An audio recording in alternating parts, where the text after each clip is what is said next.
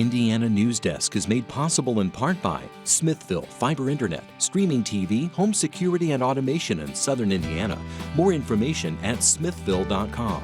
MALLOR GRODNER attorneys providing legal services to clients and the community. Understanding, expertise, results. Bloomington and Indianapolis. LawMG.com. IU Alumni Association connecting IU's network of alumni and sharing the Indiana spirit through scholarships, advocacy, and volunteerism. Alumni.iu.edu. IU Center for Rural Engagement extending IU Bloomington resources to improve Hoosier lives in partnership with communities and organizations. Rural.indiana.edu. And by WTIU members. Thank you. Coming up on Indiana Newsdesk. This weekend marks the 20th anniversary of the 9/11 terrorist attacks on U.S. soil.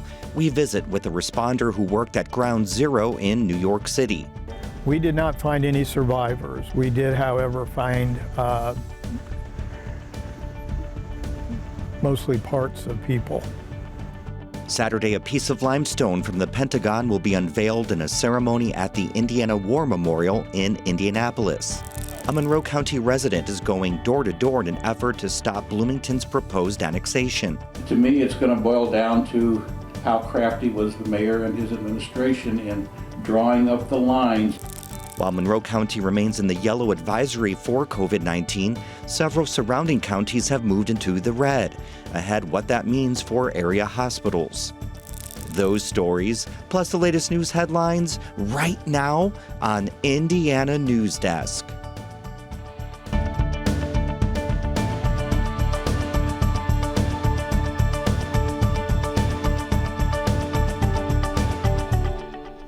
Welcome to Indiana Newsdesk. I'm Joe Wren. Well, the number of daily positive COVID-19 cases in the state topped 5,000 this week. The first time since November 2020 it's been that high. Hospitalizations climbed above 2,600 Thursday. That's the most Hoosiers hospitalized with the virus since early January. The state has also added 22 new deaths, bringing the total COVID-19 death count to 14,330. Monroe County remains just one of 3 counties in the state in the yellow advisory. We're joined now by Brian Shockney, the president of IU Health South Central Region. Hi, Brian. You were just on the weekly community press conference earlier today. Did any new recommendations come out of that based on these rising COVID numbers, or what are the main concerns right now? Yeah, no additional recommendations. Our main concerns are vaccinations, getting people vaccinated.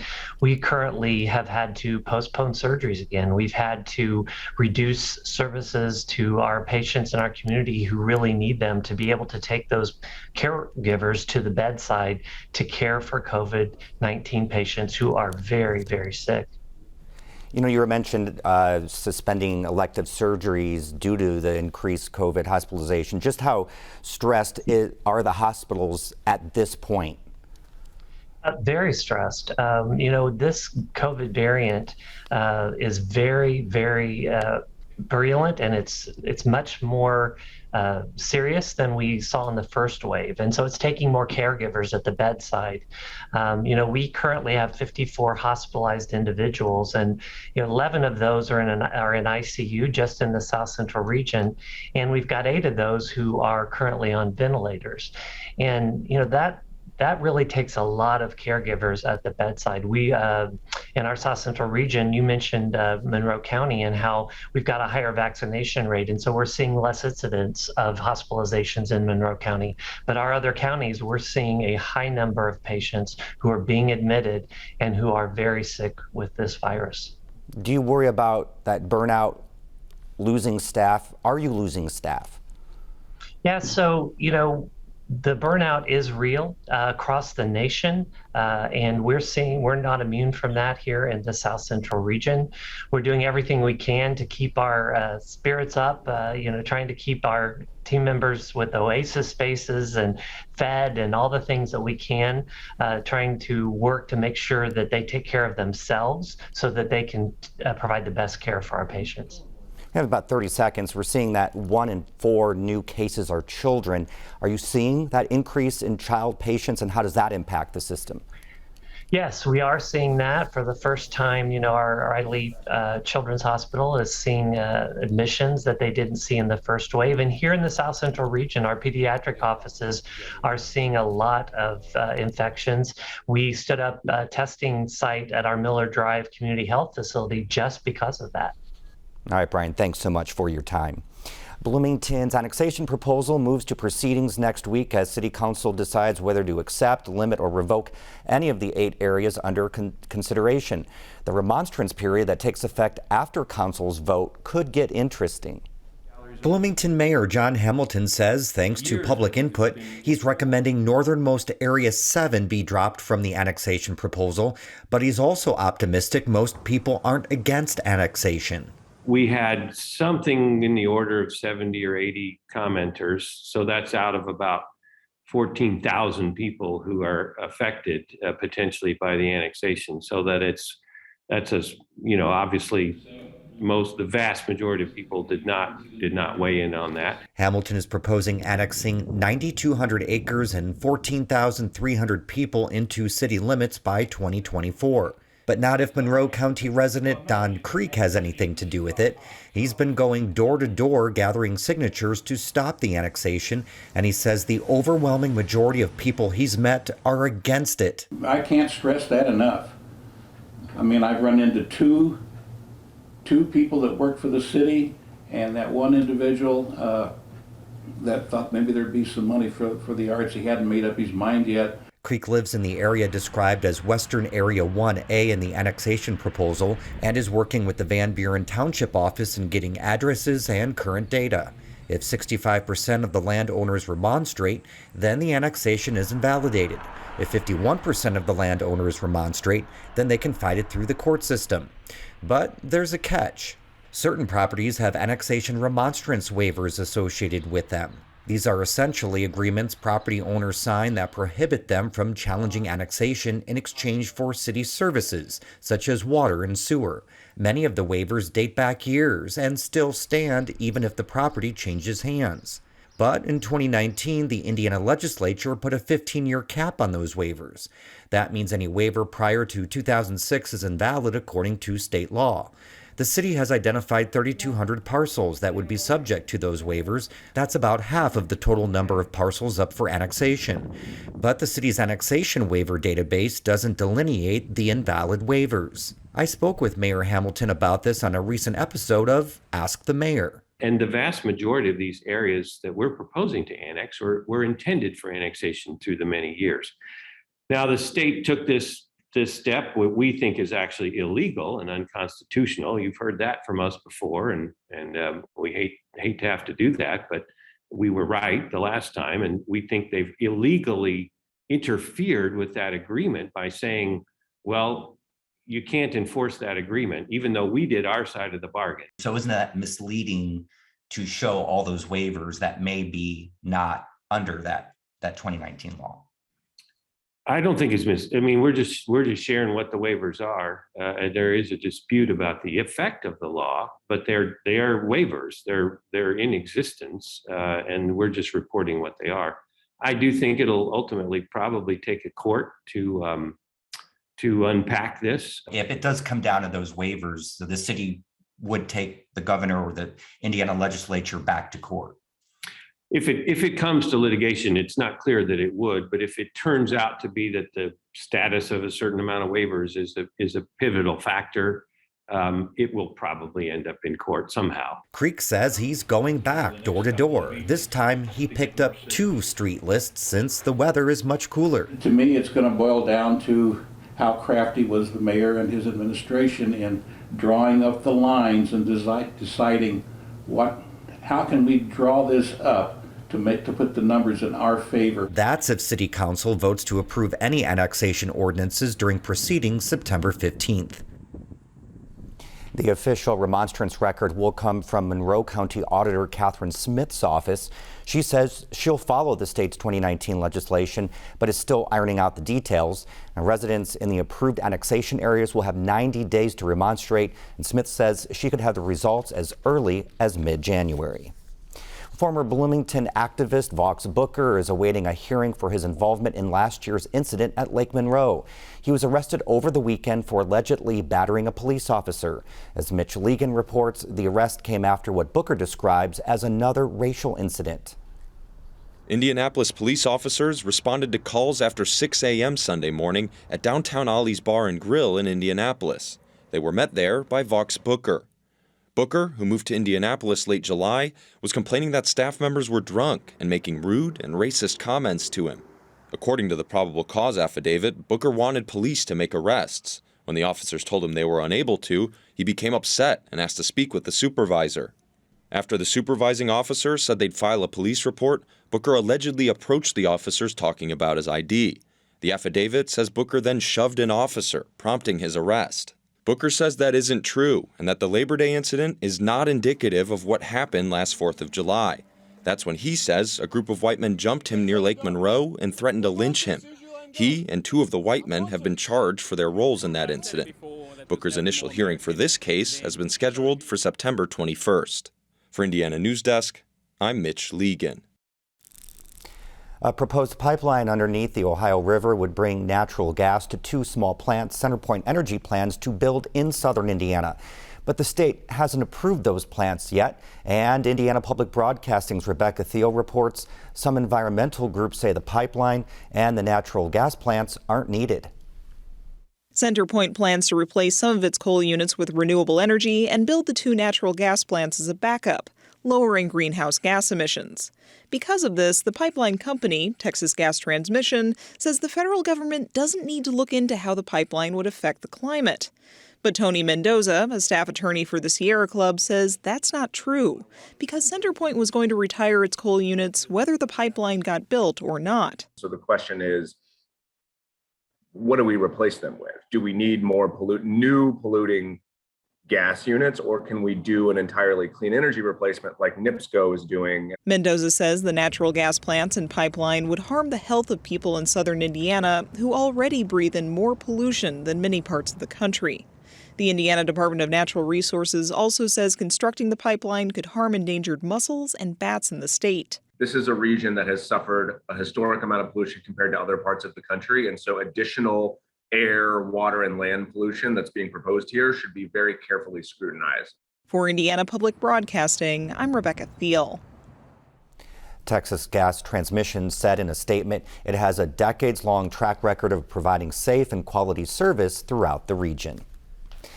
Coming up next on Indiana Newsdesk, we visit with a first responder who worked at Ground Zero after the terrorist attacks on the World Trade Center 20 years ago this weekend. And the mayor and the Bloomington City Council are at odds over increasing pay for police officers. These stories and more right here on Indiana Newsdesk. Stay close to Indiana Newsdesk as we trace education issues all the way from the Capitol to your child's classroom. So many topics that arise each year in the State House affect what happens every day in the schoolhouse. The WTIU News Team is committed to helping you stay up to date with the issues that affect your family's future. Keep yourself informed. Tune in to Indiana Newsdesk, your source for regional and state in-depth news. Ready to watch the best of PBS anytime, anywhere, on nearly any device? It's easy with the PBS Video app. Simply download the PBS Video app on your mobile or streaming device.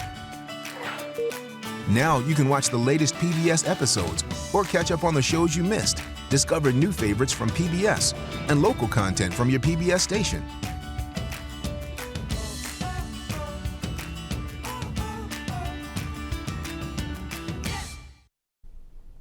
Welcome back to Indiana Newsdesk.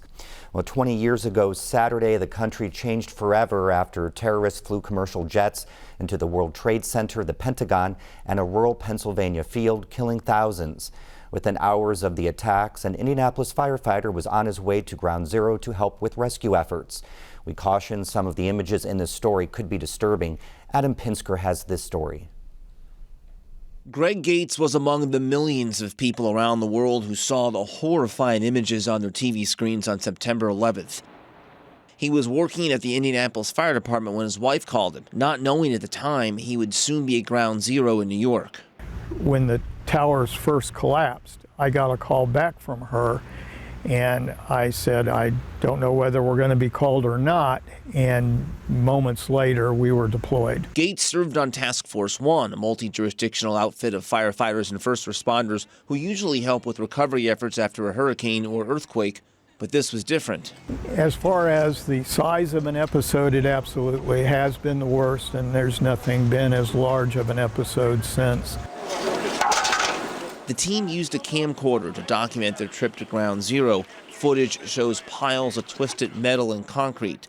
Their mission turned into a 10-day recovery effort. We did not find any survivors. We did, however, find mostly parts of people.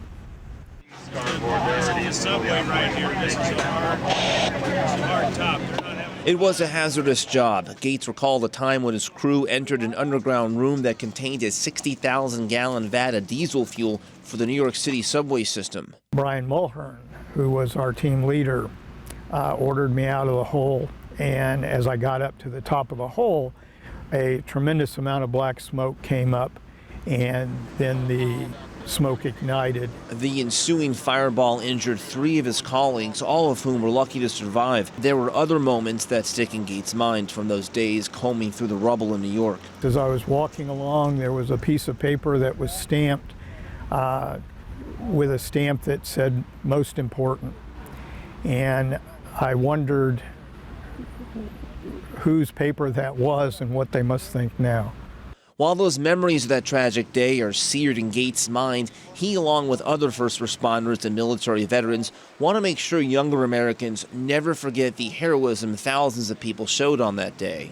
Retired U.S. Air Force General Stuart Goodwin heads up the Indiana War Memorial. He's overseeing a facelift to Indianapolis's 9/11 Memorial. On September 11th, this Saturday, a chunk of limestone donated by the Pentagon will be unveiled at a ceremony marking 20 years since the attacks. The 800-piece pound of limestone that came right where the impact of the Pentagon was, and that's where Lieutenant General Tim Maude was the senior person, military person killed that day. His office was just in that same vicinity.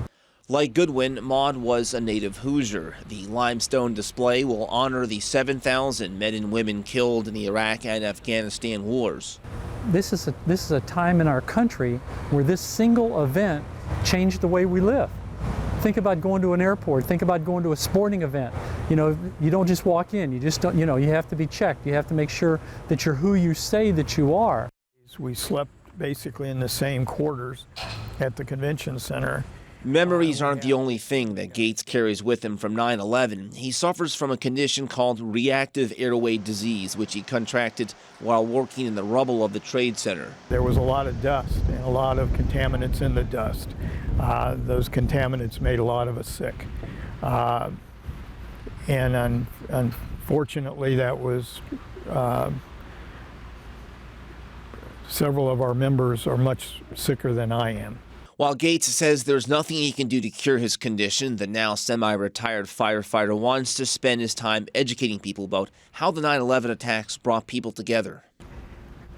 This terrible act was not done by a religion, by a race, but by murderous thugs. There were people working on the pile of that same nationality. There were people working that pile from that same religion. And Gates says if he had to do it all over again, he would have gone to Ground Zero to answer the call like hundreds of other first responders did on that day 20 years ago. For Indiana Newsdesk, I'm Adam Pinsker. We're joined now by Todd Burkhardt, a retired infantry lieutenant colonel in the U.S. Army and former director of IU's ROTC program, who served in Afghanistan, currently works in IU Center for Rural Engagement. Hello, Todd. Thanks so much for being here. Can you believe it? The 20th anniversary of the terrorist attacks on the World Trade Center, and the Taliban are back in control. Now, you served in Afghanistan. How did it feel to see the war end as it did? Yeah, well, first, thank you so much for having me. I really appreciate the opportunity to talk for a few minutes. It was incredibly emotional. disbelief, frustration, anger, sadness. And I think a lot of it has to do with sort of the way the administration didn't really have a coherent withdrawal strategy and exit plan. And I think that kind of compounded some of the issues that we saw unfold over the last couple of weeks. I think this weekend, of course, as the 20th anniversary for 9/11 will be incredibly sad and somber. And I think it even makes it even more difficult when we turn on the news and we see in Kabul or across Afghanistan, Taliban forces in our vehicles having parades. And so it's sad. There haven't been any 9/11 type terrorist attacks in the past 20 years. Is there more danger of something like that happening again in the U.S. since the withdrawal from Afghanistan?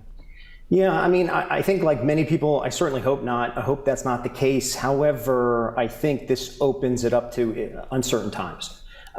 Without having a presence in Afghanistan, our inability for human intelligence, which is critical at any time in order to disrupt, defeat, and dismantle any type of terrorist organizations is definitely hindered, and our effectiveness is also mitigated because of that. Now, we have over-the-horizon strike capabilities, and that is definitely true. However, not having boots on the ground and assets readily available can potentially not allow us to catch things as they emerge.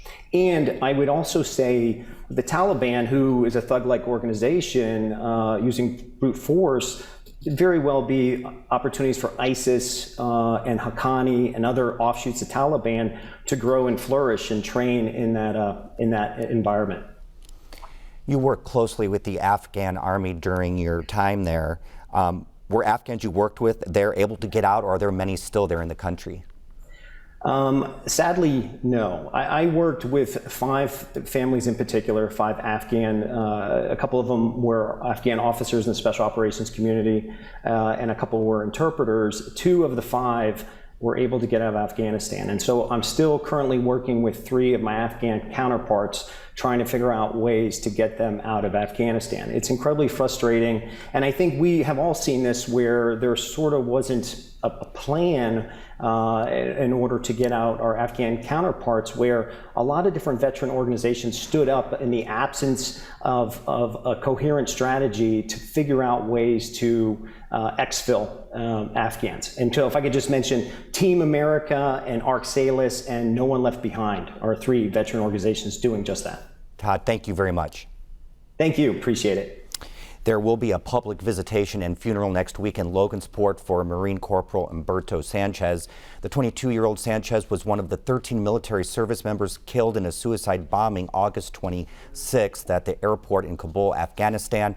Public visitation will be Monday from 1 to 7 p.m. and the funeral Tuesday at 11 a.m. Both events will be at Lifegate Church. Sanchez had been assigned to Afghanistan to help in the mass evacuation last month after the Afghan government fell to the Taliban. Bloomington City Council this week approved a non-binding resolution calling for a $5,000 increase in police officer base pay in the 2022 budget. But Holden Abshur reports the mayor is not on board with the proposal. The resolution encourages city administration to renegotiate the collective bargaining agreement with the Fraternal Order of Police starting next month. The current contract expires at the end of 2022. Mayor John Hamilton and Police Chief Mike Dekoff said it would be unprecedented to raise base pay outside the bargaining cycle. However, Councilmember Ron Smith, who co-sponsored the resolution, says ongoing retention issues within BPD must be addressed immediately. Turnover and retention rates are the canaries in the coal mine. Minimum staffing levels is another. Jeff Rogers, union representative for BPD, says officers do not enjoy coming to work and morale is low. He says it is difficult to compare police compensation with other agencies around the state, particularly those in Hamilton County. However, BPD continues to lose officers to these agencies. We've already lost 2 officers this year to Westfield and currently have an officer in Fisher's process. Both of those are in Hamilton County. Last year, we lost 2 other officers to Westfield. So whether the mayor's office wants to compare us to that or not, our officers are making that comparison. Given the resolution is non-binding, it is only an attempt to get the city administration's attention and let them know that there is still time to renegotiate police pay before the 2022 budget is approved. We're not engaged in the collective bargaining process. That is not our job, but our job is to manage the budget and make sure it's hitting on all the burners with respect to the basic city services that our constituents expect us to supply. For Indiana Newsdesk, I'm Holden Apsher.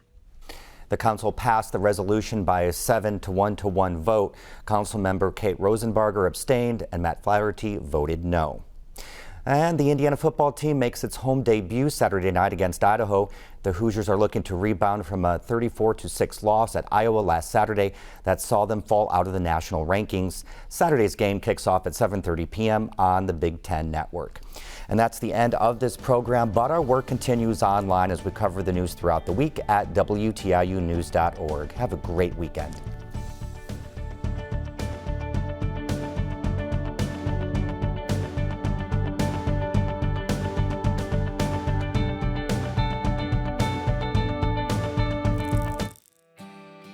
Indiana Newsdesk is made possible in part by Smithville Fiber Internet, streaming TV, home security and automation in southern Indiana.